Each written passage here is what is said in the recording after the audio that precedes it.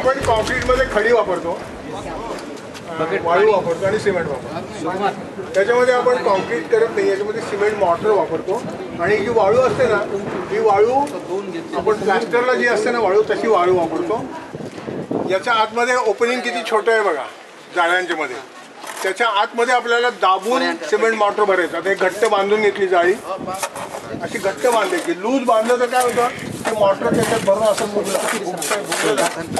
बलजव ठेवत होते आणि मग तेवढा माल आणखीन वाढवावा लागतो। त्याच्यामुळे आता ॲक्च्युली बघा, हा बार आपण वेल्ड स्ट्रक्चर केलं, त्याला वेल्डमेश बांधले। हे 1 इंच बाय 1 इंचाचं वेल्डमेश आहे। आपण 4 इंच बाय 4 इंच मी जाणतो सांगतो, 4 इंच बाय 4 इंच। आणि ह्याला ही चिकन मेश पोपटा जाळी बांधलेली, ही 1.5 इंच बाय 1.5 इंचाची आहे।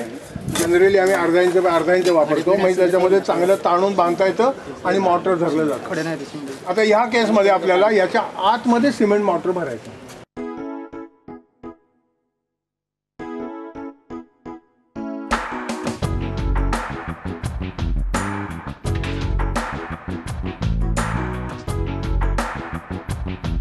आता हे करताना आपण व्हॉल्यूम मेजरवरती घेतलंय, म्हणजे 2 घमेली वाळू आणि 1 घमेले सिमेंट असं घेतलंय।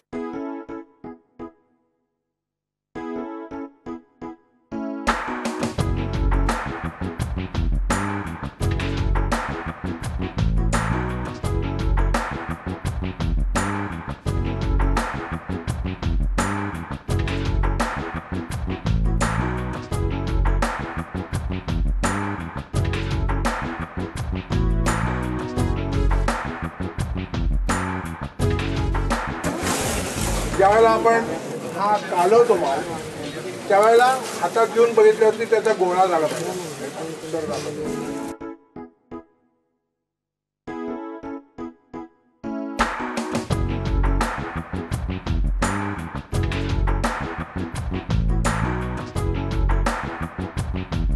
जाळ्या ताणून पक्क्या बांधायच्या, त्या जर बांधल्या नाहीत आपण तर असा फुगतो तो आणि मग व्यवस्थित सर्व आणि जाळून गाळ्या बांधण्याचा मोठा ॲडव्हान्टेज होतो की त्याच्या आतमध्ये सिमेंट मॉर्टर भरलं की ते धरलं जातं, त्या टेन्शन खाली धरलं जातं। आता ही कशी जाळी पक्की बांधलेली आहे अशी, त्या 2 जाळ्यांच्या आतमध्ये आपोआपच ते सिमेंट मॉर्टर भरलं जाईल। आता सिमेंट मॉर्टर मग दाखवलं तर आपण हातात घेऊन त्याचा गोळा होईल इतकी त्याची कन्सिस्टन्सी आहे। म्हणजे ही टेस्ट आहे डायरेक्टली, त्याला खडा फावडा म्हणून म्हणतात। असं तुम्ही मॉर्टरमध्ये घुसवलं की तू उभं राहायला पाहिजे त्याला खडा फावडामध्ये, म्हणजे